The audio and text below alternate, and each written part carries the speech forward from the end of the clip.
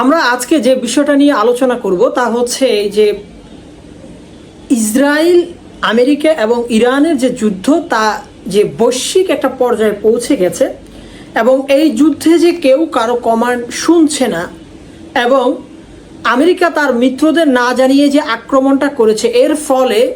বর্তমান পরিস্থিতিতে আমেরিকা চাপে থাকলেও তার মিত্ররা কিন্তু সেইভাবে তার জন্য সহায়তার হাত বাড়াচ্ছে না। এটা সত্য কথা যে ইরানে কার্পেট বোম্বিং হয়েছে, অর্থাৎ ইরানের যদি আমরা বলি অর্থনৈতিক অবকাঠামো, যদি বলি হচ্ছে প্রশাসনিক অবকাঠামো, যদি বলি যে সামরিক অবকাঠামো যা ভূমির উপর, তার উল্লেখযোগ্য অংশই কিন্তু ইসরায়েল এবং আমেরিকা ধ্বংস করে ফেলতে সক্ষম হয়েছে। তো এই ধরনের কার্পেট বোম্বিংয়ের মাঝে যেটা গতকাল জানা গেল যে মার্কিন পররাষ্ট্রমন্ত্রী গোপনে কাতারে তিনি ভ্রমণ করেছেন। দেখুন, মার্কিন পররাষ্ট্রমন্ত্রী গোপনে কাতারের কূটনৈতিকদের সাথে কথা বলেছেন, তার এই সফর গোপন রাখা হয়েছে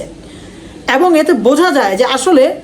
আগের মতো মার্কিনরা যেভাবে ঘোষণা দিয়ে এক জায়গা থেকে আরেক জায়গায় আক্রমণ করত বা এক দেশ থেকে আরেক দেশ ঘুরে বেড়াতো, সেই নিরাপদ যে আবাস বা অবস্থান সেটা আসলে এখন মার্কিনীদের নেই।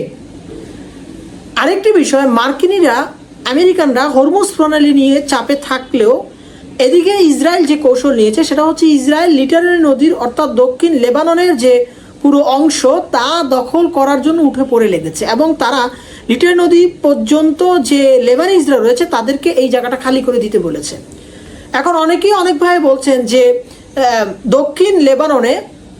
হিজবুল্লাহ প্রচুর ফাইট দিয়েছে, হিজবুল্লাহ গাইডেড অ্যান্টিট্যাঙ্ক মিসাইল ব্যবহার করছে, হিজবুল্লাহ অ্যান্টিট্যাঙ্ক মিসাইলের মাধ্যমে প্রায় 100-রও বেশি মারাকাবার ট্যাঙ্ক ধ্বংস করে ফেলেছে। কিন্তু আসলে যে গ্রামীণ জনমানুষের যে আবাসস্থল, আবাসভূমি এবং বাসস্থান এবং যে বিল্ডিংগুলো সেগুলো কিন্তু সম্পূর্ণরূপে ধ্বংস করে ফেলেছে এবং প্রায় বিরান ভূমির মতো করে ফেলেছে দক্ষিণ লেবাননকে ইসরায়েল। অর্থাৎ আমেরিকা এখানে কি অবস্থায় থাকলো কি থাকলো না এটা আসলে ইসরায়েলের দেখার বিষয় নয় হরমুজ প্রণালী নিয়ে, বরং এই লিটারি নদীর পাশে যে ফ্রান্সের যে আন্তর্জাতিক নিরাপত্তা দেওয়ার জন্য যে সীমা শান্তিরক্ষী বাহিনী ছিল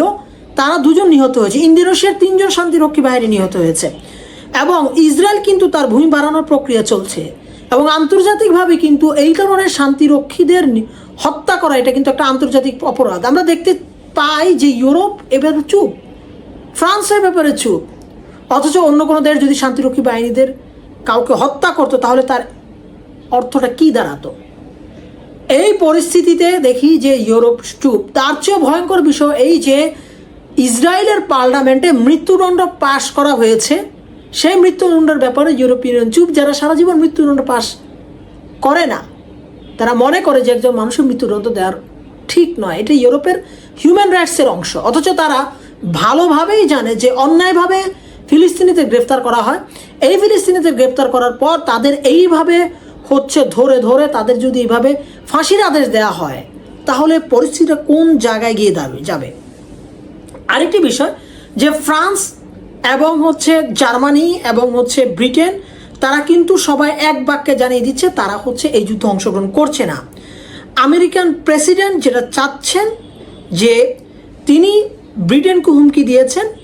যেহেতু ব্রিটেন যুদ্ধ করবে না তিনি বলছেন যে তিনি এই হরমুজ প্রণালী ওপেন করবেন না। যারা এই হরমুজ প্রণালী তেল প্রবাহ নিয়ে আসে বা তেলের আমদানি রপ্তানি করে তারা সেই হরমুজ প্রণালী ওপেন করবে এবং তিনি এটাও বলছেন যে যদি জেট ফুয়েলের অভাব হয় তাহলে ব্রিটিশ যে এয়ার বিমান যে যাত্রীবাহী বিমান তা হচ্ছে তাদের কাছ থেকে নিতে পারে। অন্যদিকে আরেকটি ভয়ঙ্কর বিষয় ট্রাম্প যেটাতে সবচেয়ে বেশি ক্ষুব্ধ হয়েছেন, ফ্রান্স, ইটালি, স্পেন তারা সবাই তাদের আকাশসীমা ব্যবহার করা হচ্ছে নিষেধ করে দিয়েছে। অন্যদিকে দেখা যাচ্ছে যে ইউরোপেরই কিছু দেশ ইরানকে সাপোর্ট করতে চাইছে। এখন ইরানকে সাপোর্ট করতে চাইলেও তারা বিবৃতি দিতে পারছে না, তারা যদি বিবৃতি দেয় তাহলে পরিস্থিতিটা ভয়াবহ আকার ধারণ করবে। অন্যদিকে একটা মজার বিষয় যে ব্রিটিশ রাজা চার্লস এবং তার রানী এই যে তাদের সাথে যে ব্রিটেনের সাথে যে আমেরিকার যে ধরম মহরম সম্পর্কটা শীতল সম্পর্কের দিকে, এই সম্পর্ক উন্নত হয়ে যাবে এরকম একটা আশা প্রকাশ করেছেন এত হতাশার মাঝেও মিস্টার প্রেসিডেন্ট ট্রাম্প। তিনি বলছেন এই আগামী মাসেই হচ্ছে ব্রিটিশ রাজা রানী আমেরিকাতে ভ্রমণ করবেন এবং তাদের যে বিষয়গুলো আছে সেগুলো নিয়ে কথা বলবেন। এখন যেটা দেখা যাচ্ছে যে আসলে সরাসরি কোনো রাষ্ট্র কেন ইরানের সাথে সংযুক্ত হচ্ছে না,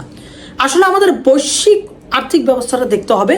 বৈশ্বিক আর্থিক ব্যবস্থা যদি আমরা দেখি তাহলে আমরা দেখব যে এইটা আমেরিকান এক্সপ্রেস কার্ড মাধ্যমে পরিচালিত হয়, অর্থাৎ বৈশ্বিক যে আর্থিক লেনদেন তা সুইফট কোডের মাধ্যমে পরিচালিত, এবং এই সুইফট কোডের নিয়ন্ত্রণ হচ্ছে মার্কিন আমেরিকার হাতে, এবং আমেরিকার হাতে যেহেতু সুইফট কোডের নিয়ন্ত্রণ, তাই কোনো ব্যাংক থেকে অন্য ব্যাংকে যদি ট্রানজ্যাকশন হয়, আমদানি এবং রপ্তানি হয়, সেই যে টাকা আদান প্রদান অনলাইনের মাধ্যম, সেটা কিন্তু সম্পূর্ণ কুক্ষিগত করে রেখেছে আমেরিকা। এখন এই অবস্থায় কোনো দেশ যদি সরাসরি আমেরিকার বিরুদ্ধে গিয়ে অগ্রসর হয় এবং ইরানের পক্ষে বিবৃতি দেয়, তাহলে সেই দেশটার অবস্থা হবে সুইফট সিস্টেম থেকে যেভাবে রাশিয়াকে বের করে দেওয়া হয়েছে সেভাবে তাকে বের করে দেওয়া হবে, তার সমস্ত টাকা পয়সা জব্দ করা হবে। যদি বের না করে দেওয়া হয়, এই সুইফট সিস্টেমের আন্ডারে যেহেতু সব ধরনের লেনদেন পেমেন্ট হয়, আমাদের চাই শাহজালাল ইসলামী ব্যাংক হোক অথবা ইসলামী ব্যাংক হোক অথবা ডাচ বাংলা ব্যাংক হোক, তারা যদি কোনো বৈশ্বিক আমদানি রপ্তানি করতে চায়, সুইফট কোডের মাধ্যমে তারা সেই টাকা নিজেরা গ্রহণও করতে পারবে, নিজে দিতেও পারবে, অর্থাৎ বৈশ্বিক আর্থিক লেনদেন থেকে বিচ্ছিন্ন হয়ে যাবে এবং একটা দেশ আর্থিকভাবে কোলাপস করবে। এই ভয় কিন্তু অনেকেই ইরানের পক্ষে এখন অবস্থান নিচ্ছে না। অন্য আরেকটি বিষয় যেটা নিয়ে আমরা আলোচনা করব পরবর্তী বিষয়, সেটি হচ্ছে যে হিজবুল্লাহর ঘাঁটিতে কিন্তু আক্রমণ চলছে, এবং এই আক্রমণ চলার মধ্যে কিন্তু দেখা যাচ্ছে যে ইউএসএ আরেকটি বিমানবাহী রণতরী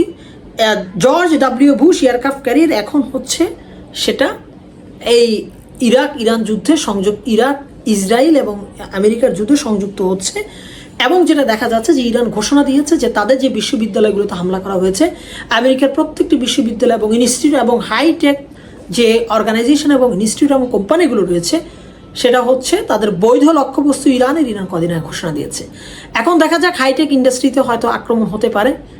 পরবর্তী সময় কি হবে আমরা তার জন্য অপেক্ষমান।